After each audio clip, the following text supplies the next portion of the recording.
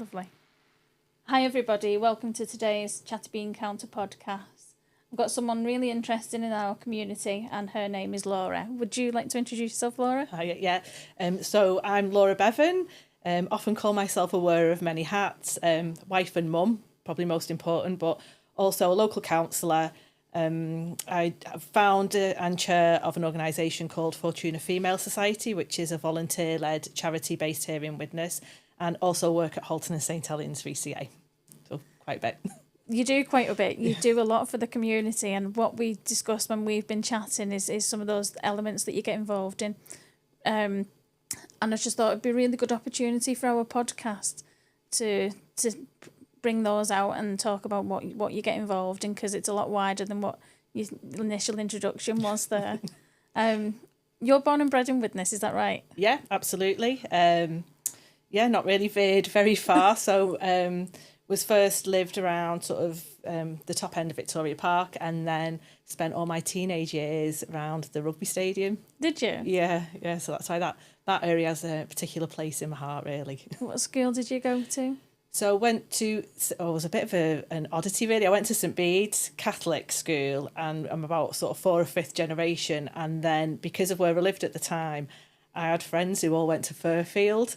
So when we got the opportunity to go to high school, I decided to go to Fairfield with them. And I always remember the music teacher came to meet me and he was like, "Are you sure? We don't get many people go from St Bede's to Fairfield." But yeah, I made the jump and yeah, I loved it. Fairfield doesn't exist anymore, does it? No, so it's gone. It's houses and a cemetery. Yeah, no, it is. And even the Catholic school that was Fishermore, would that have been typically where you would have gone to at that time? Yeah, so it probably would have been St Joseph's, but at that time was when they were combining. So you had St Joseph's and Fisher and Moore came together, and that's right, what's now Peter and Paul, isn't it? So that's the Catholic school that we have. But yeah, I was jumped ship to Fairfield, which was a bit, and now I think it's really fluid. I think they all go all different places, to be fair, but yeah, I just at the time wanted to be with my friends. And what did you do then growing up? What types of jobs have you had and things that have got you to where you are today? Well, lots of jobs, but nothing in this field until about 10 years ago. Sort of background was facilities management prior to me making this step into what I call my community journey, for want of a better term, I guess. But yeah, a lot of admin based work. My first job was at Waterfields in Derby Road that I used to love going to. Yeah, still there. It is. I still go. There's still staff there from when I went. I still go in and have a chat with them now. But yeah, it wasn't where I am now. Wasn't really the life plan. I wasn't really involved in the community. Didn't really do much that you would deem community or charitable. I used to give to fundraisers and things like that.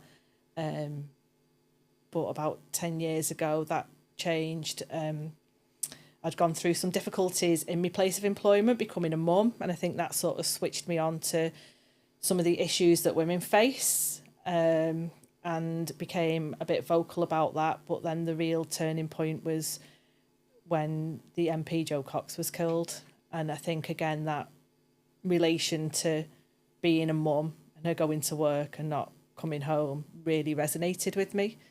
And then her family, despite that tragedy, sort of came out and were like, we want everybody to come together and remember the positive and do something good. And they did a call for a thing called the Great Get Together. Don't know if you've heard of that as an initiative.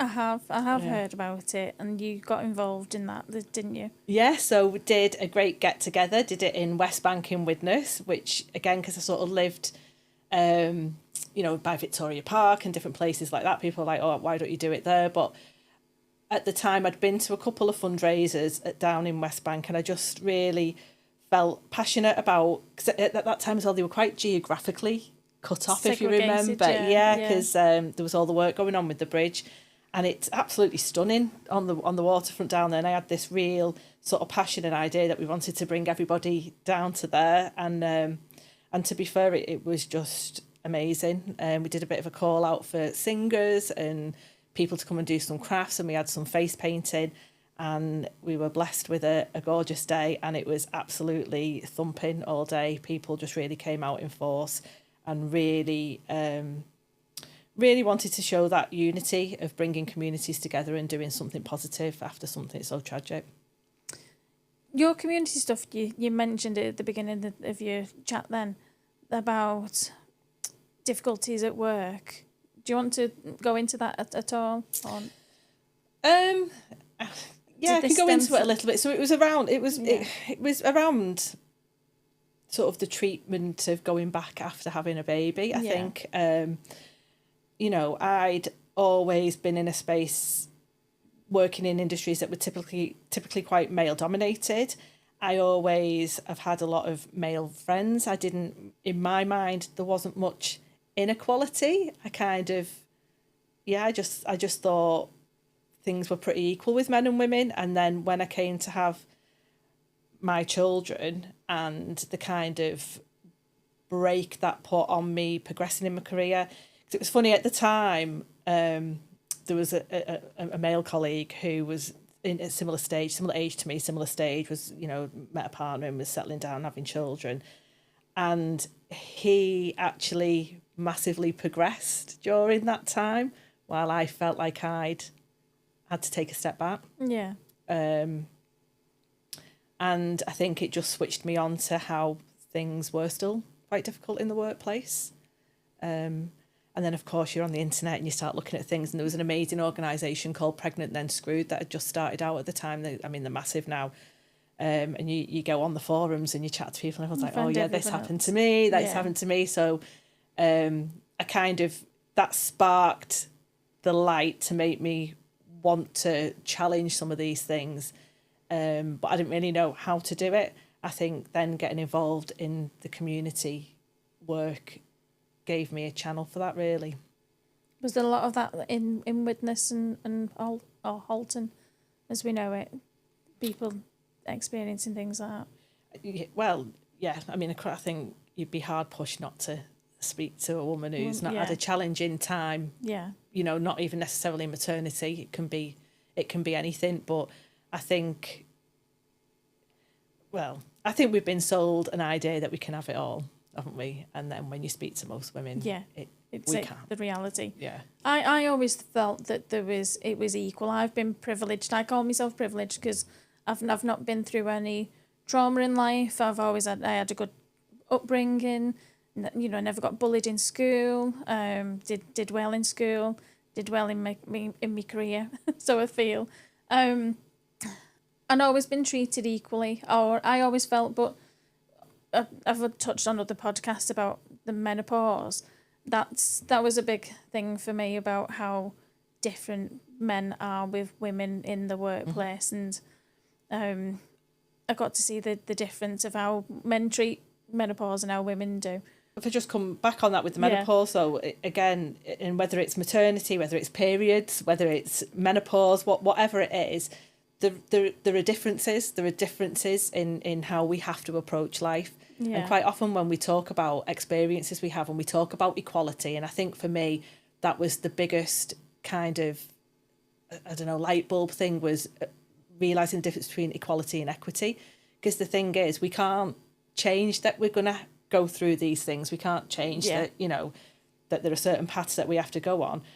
But it's to do with what accommodations can be made around that to make it easier. And it's not about giving us free passes, or just about making it, a bit more of an equal playing field by making some adjustments. And you kind of think the law's covering all that, but, there's too many ways we can slip through the cracks, really, I think. So the Great Get Together, was that the first community initiative that you was involved in? Yeah, very first thing. I was just so nervous. I remember thinking, no one's going to come, nothing's going to go right. And it was brilliant.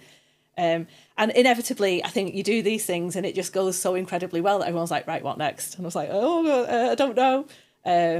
So from that, because of all the kind of conversations I was having around the challenges that women were facing, I decided the next event that I wanted to do was going to be focused sort of solely around women. Yeah. So later that year we did Women Shall Overcome. Brilliant. And what was involved in that? So Women Shall Overcome was, it was a slight tag on to, there's a bit of an anti-austerity movement that was going on at the time, and I'd recently watched the film I, Daniel Blake. I don't know if you've seen it, and the situation with the mum who resorts to stealing the sanitary products. And I was just, thinking how wrong this was. And again, this whole, situation of, it's an added battle that women in difficulty face. So we decided we were going to create an event that would be focused around women. We had purely female entertainment, so we had singers and things on. I partnered up with a brilliant woman. She's changed her career now, but she used to make dresses called Frank and Biscuit. And I kind of approached her and said, what do you think about us doing a fashion show with some of the clothes that you make? So we did that. Because part of the thing that I had come to learn as well was that, and I don't really like the term mumpreneur, but it was being bandied about so much at the time. Again, that idea of women being pushed out the workplace quite often because they started families, because there wasn't the flexibility and things like that. So many of them would go on to start their own business. So we invited a selection to come and have a marketplace there to sort of shine a light on their businesses. And then it was free to attend, and everyone just had to bring a sanitary donation. And we had like a mountain of Tampax and a mountain of sanitary towels by the end of it. So, just really brilliant. Brilliant night, brilliant atmosphere, and just brilliant women involved in it. And did this lead on to then your active community involvement? Yeah, definitely. I mean, in the beginning, I kind of saw it as being just these events. I thought, I've kind of found something that I seem to be able to pull together. I seem to be saying something that for whatever reason, people wanted to get on board with both the Great Get Together. I think the message of that, of that positive, bringing people together and more in common. And then the idea around shining a light on women, which I think was quite unusual for this area at that time. People just seemed to want to get on board, and I was like, okay, that's fine. I'll just carry on with these events a couple of times a year, great. And then I think it was after the second or third Women Shall Overcome. It was a bit like everyone was like, there's real buzz, and they were all like, we should do something more regular. We should be meeting together and doing more on this. We should get a group. And then they all sort of turned and looked at me, and I was like, right, okay, so you want me to start a group? We can do that. So that was kind of how Fortuna was born then from that point. You don't seem to say no to anything. You're like, yeah. And it's great because you seem to be getting involved in a lot of things, but you're in that position where you can influence things. And is that why you got into becoming a councillor, into politics? I guess it was. As I said, when I started out, wasn't interested in politics, didn't really understand things. And like I said, the thing with the Jo Cox was really that it was the human story that stopped me in my tracks with that, rather than any political affiliation. But I think as you become more prominent, I guess, in the community, or more well known, or people see you as a bit of a doer, you just kind of find that you naturally gravitate into some of these kind of areas where work is being done. And I was just, speaking to people, I guess, who were in those positions of influence. And then it's kind of, have you ever thought about doing this? But like, you become their voice then, don't you? I don't know if it's a good quality or a bad quality, but I don't mind putting my head above the parapet with things and don't mind pushing myself out my comfort zone, and will always encourage others to do that. But I understand that's not everybody's forte. Sometimes I used to think, I don't really understand what it is that I'm bringing to this. I wasn't qualified. I didn't have, this sort of educated background. But I think it was just that willingness to kind of put myself out there, and people appreciate it. People appreciate it either for you to be that voice for them if they can't do it, which is really important. But as well, it shows them that it's okay. And then, what we hope is that, for me in particular, more and more women are going to then come up behind and that they'll find their voice. So let's go back to that point where you was mentioning about having a voice. How do you give people that haven't got a voice the opportunity? Or well, I mean, for me, it's all about listening in the first instance. You've really got to listen, and creating those spaces where women can feel comfortable to be heard. Now, I don't think it's exclusive to women. I think it's really important just in society we're creating spaces where people can be and talk about things in that safe environment. And, hopefully in that space, then that will help them have the confidence to go into other spaces. But, I mean, for me, that the biggest thing and the most important thing is that those voices then are valued. I have a real passion around how we can use lived experience to change services, change support, change all these things. And I mean, it's a bit of a buzzword, lived experience, but that is the most valuable thing if we want to get things right. So it's how, we can create that space for that to be fed through to the right people. Is that what gets you out of bed in the morning? Yes, definitely. Definitely. I have a very, it's not a life plan, but, I have some things that I often think, if I could achieve this or achieve that, then I'll know I've kind of, it was worthwhile me going on this crazy journey. One of them is definitely been around Fortuna Female Society, making that into a sustainable, charitable organisation. And we've took some massive steps on that this year. But certainly, if there's one difference I could make, it's that, there are communities in our area that genuinely feel heard by the people who can make the decisions. So as KLB and the founder of KLB Financial Management, we work a lot with different charities. And obviously, you just mentioned Fortuna there. It's a new charity. Tell us a bit more about that. You're obviously one of the founding members. How did that come about? Yeah, so it was an ask. People said we wanted this space. So we, again, I know social media can be so bad, but it can also be really good. Just put a call out on Facebook and asked if anybody would like to be involved in starting a group. And we had a great response. We started, I think, in 2018, something like that, is our signed constitution date. And we were on a beg, borrow and steal in the beginning. I think we got a couple of £100 as a starter grant for becoming an organisation. And then it was just people would come and do a workshop here, an activity there, and we'd open it up to the community. That was plodding along really nicely, really great. And then we went to get some funding from the Tampon Tax Fund because it felt, relevant to what we were doing. And in March 2020, we had our huge launch of like the next phase and then got hit with lockdown. No. And, it was a really challenging time. We tried to do things online. We tried to do lots of different things, but that wasn't really what women in Halton wanted, and we knew that. But, we managed to get through. And then as we came out of lockdown, because of that feedback that we got throughout that period around women in particular, because that's who we work with, were really wanting that space to be together. They really wanted that interaction again. We started a supper club, and it looking back, it felt like such a simple idea, really, and it was just an excuse to come together, and we'd put on like a hot meal or some soup or something like that, and it just ballooned. It just went massive. We were having to cap off at like 50 people attending. That's crazy. And we got an amazing team of volunteers off the back of that, and it just was a really exciting, amazing time, because we hit on that. I think that's when we really hit on what our mission was to be. You can overcomplicate things sometimes, and it seriously is as simple as creating that safe space for women to be together. You've done that. You've given women this safe space. You've done a lot in the community.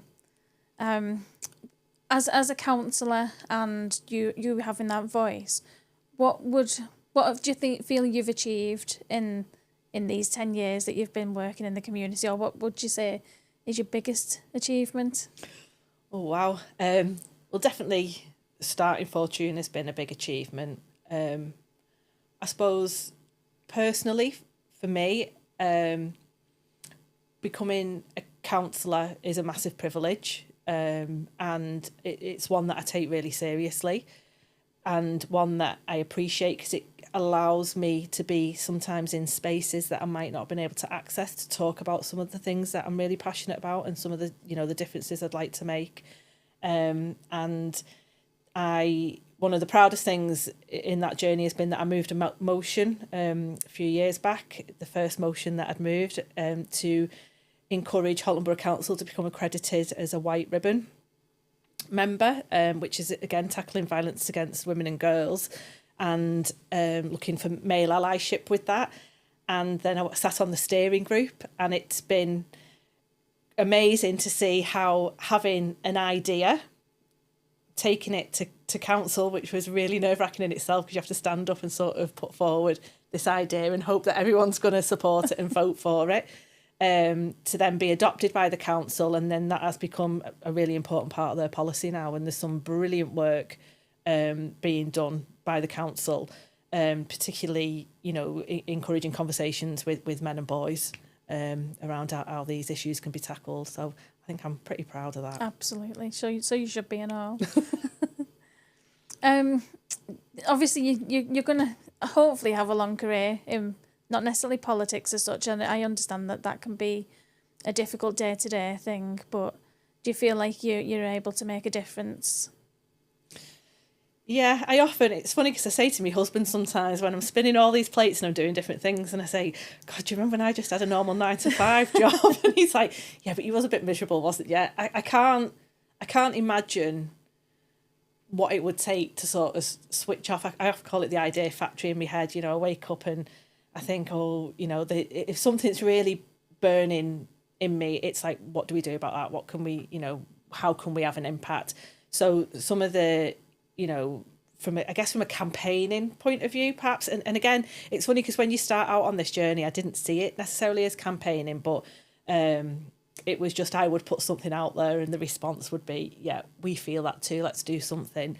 So after the whole Sir Everard thing, you know, there was a huge outpouring, and I had a real desire to raise awareness about, you know, about violence against women and girls, because it's something that I'm really passionate about, around safety for women.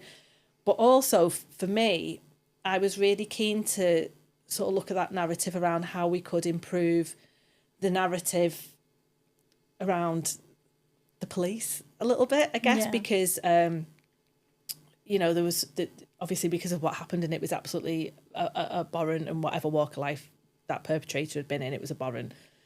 But because of the you know, what he did do for a living, that caused a lot of mistrust in the police. And, you know, people will have their own views on that. However, for me as a mum of 2 young girls, if I can't send them out to play with their friends and they feel in difficulty or they're afraid, if they don't feel like they're able to approach the police in that situation, then we've got a serious issue. Yeah. So I proactively contacted the police, got them involved, contacted the local authority, got them involved, and we did reclaim the night walks. I think we've just in September had our 4th or 5th, I think it's the 4th one that we've done. We did have a year off at one point, to positively bring people together. And we try and make it, it's got a serious message. We always have speeches, we always say something serious, but it's also got a really positive feeling to it, that we're bringing the community together. We do a bit of a warm-up exercise, and then everybody takes lights and we walk around. And this year, in fact, the police did us a blue light escort around the park. Oh. They put the car on, and so it's just amazing. And again, it's just power of community, isn't it, when you bring people together? Yeah. But I think also as a community leader, you know, with respect of running a charitable space, you've got a responsibility to take on those challenging conversations. I have been complimented on my diplomacy skills in the past. You know, you've just got to listen. I don't have to agree with everything that you say, but quite often it comes from a place of frustration, or, you know, something that they've learned, their own personal experience. You know, there's a whole host of reasons why people might think a certain way. Yeah, I can resonate with that, because I like a problem. I'm a problem solver. You know, I help businesses. I help individuals in moving forward and growing their businesses. But I like a challenge at the same time, and I do feel as though I am a people person, which is why people in my network is like, you need to speak to Laura. You've got loads of things in common. So I do resonate with the fact that you know when to put your argument across and things like that, don't you? I think so. I hope so. And I think they were right that we have got a lot in common. I was worried we were never going to shut up. No, first time we met, we didn't.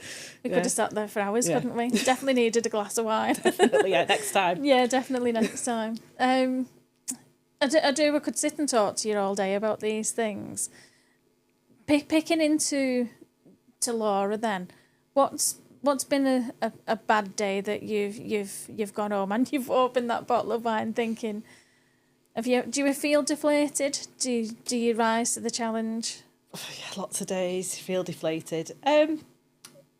Yeah, it just challenging days where you feel like you're very busy and don't achieve very much. Challenging days where, so one of the things, and again, and going back to that, finding voices for people, one of the things that I get frustrated with when I'm working with people, particularly on a one-to-one basis, is, you know, and I do say this quite openly and in lots of spaces, when people are having a difficult time, people have, you know, perhaps they've gone through trauma, perhaps they've, you know, they're experiencing difficulty where they live or something that they're doing, they don't clock off at 5 o'clock. That's their life. And too often now, I think we forget to think about the person.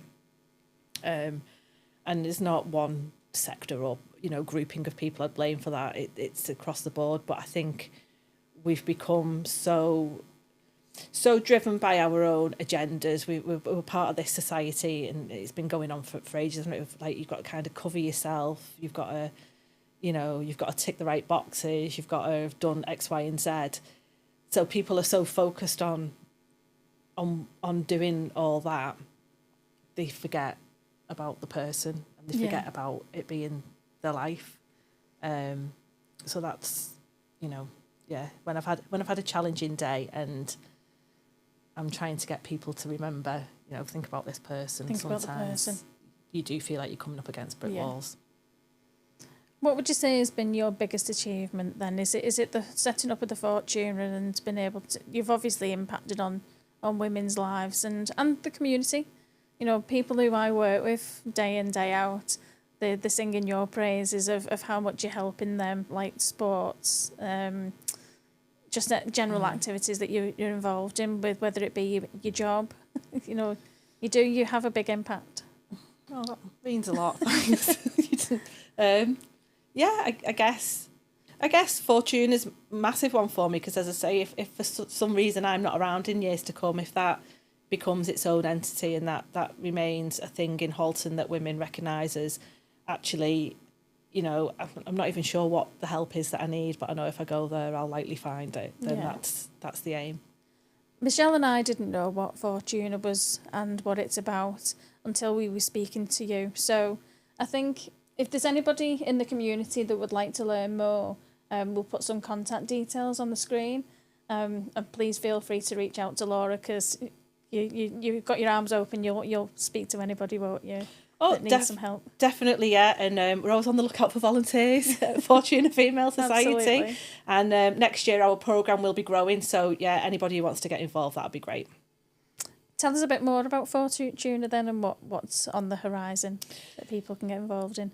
Lots of things. So at the moment, we have our monthly supper club. We have a monthly evening art session. We have our mums and teens session, which I'm really loving at the minute. That's turning into such a lovely space. So it gives peer support for the mums, but peer support for the young kids that come through as well. So that's from ages 10 plus. Then we've recently started a bit of a sewing class just for people to come and have a go. We've also started a weekly Friday morning mindful art class as well.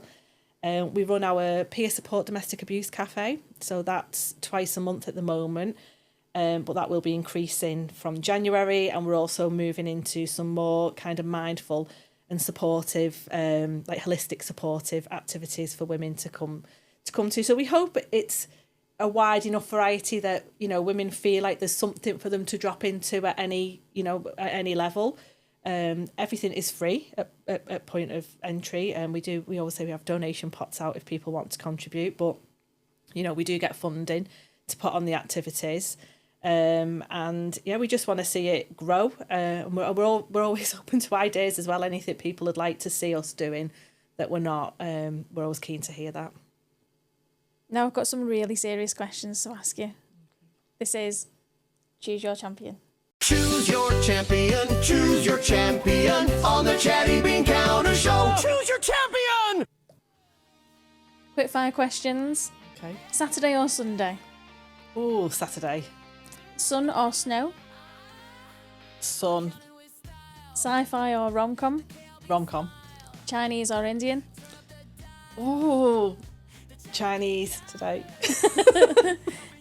Music or books? Music. Or Christmas or Easter? Christmas. Brilliant. Thank you very much, Laura. Unfortunately, Christmas isn't fun for everybody. Do you have a message for anyone that's struggling at the moment? Yeah, I guess for me, I would just say if things are difficult, whether that is money or something that you're going through, there are services available. There are numbers that are available to you. You know, look at Halton and St Helens VCA. You'll be able to point you in the direction of some great events and services that'll be carrying on over the Christmas period. You don't need to be on your own. Even on Christmas Day, there's some amazing initiatives. We have a great community in Halton, and it's a great time for you to be a part of it. Thank you very much, Laura. Thank you, everybody, for watching today, and Merry Christmas to you too.